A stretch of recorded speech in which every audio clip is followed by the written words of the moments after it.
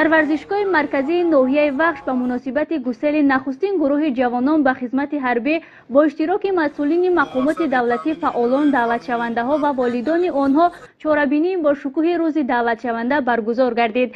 اجرای نقشه دعوت در روز اول تامین کرده شد.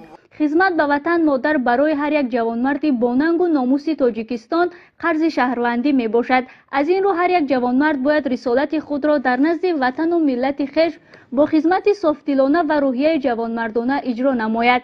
ضمن سخنرانی مسئولین ناحیه وخش و والدان دعوتشونده ها قید گردید که محض توسط خدمت در قسم‌های حربی جوانان آبوتاب می‌یابند و همچون مردان شجاع وطن به کمال می‌رسند و در برابر این دانش و ملکه سیاسی خود را بلند برداشته حفظ مرزوبون و هر یک وجب زمین تاجیکستان عزیز را برای خود شرف و افتخار می‌دانند.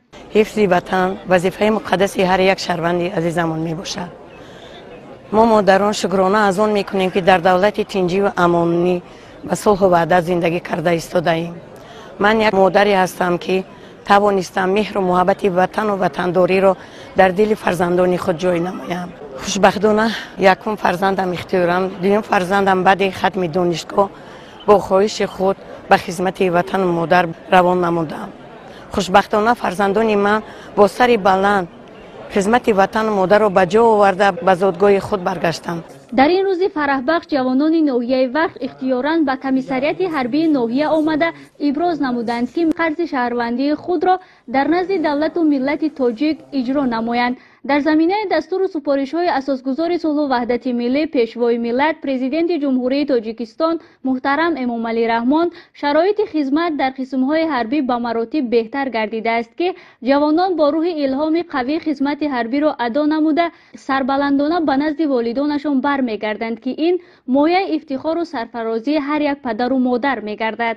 در ادامه چاره‌بینی با جوانانی که کورس‌های کوتاه مدت رانندگی را ختم نمودند شهادتنامه رانندگی تقدیم کرده شد. جوانان با عزم و اراده ناحیه وخش با افتخار و سرفرازی‌های زیاد آماده بودن خود را به خدمت وطن مادر بیان نمودند. من اختیاراً به کمیسریت حربی ناحیه وخش آمدم برای ادای قرض فرزندی خود در نزد خلق دولت عزیزم نام‌نویس کردم. من می‌خواهم در قطار دیگر جوانان با آر و ناموس کشورم تاجیکستان عزیز را صادقانه حفظ نمایم. خدمت برای هر یک جوان قرض است. از جوانان دعوت میکنم که به صف پاهای مسلح جمهوری تاجیکستان شامل شده از مقطع مردانگی و شجاعتمندی گذرند. ما جوانان شجاع دیار و افتخار از قهرمانی ها و جانساری های گذشته گانی خود برای حمایت وطن عزیزمان تاجیکستان همیشه آماده باشیم. با این مقصد از جوانان دعوت می نمایم که برای خدمت مادر وطن تیار باشند و در صف های ارتش ملی صادقانه خدمت نمایند. هنرمندان بخش فرهنگ ناحیه وخش سرود و ترانه‌های دلنشین و وطن دوستانه را پیشنهاد اهل چاره‌بینی نمودند و جوانان در وضعیت خاطرمون با حس بلند وطن دوستی صداقت به خلق و کشور عزیزمان به صف ارتش ملی جمهوری تاجیکستان گسیل کرده شدند.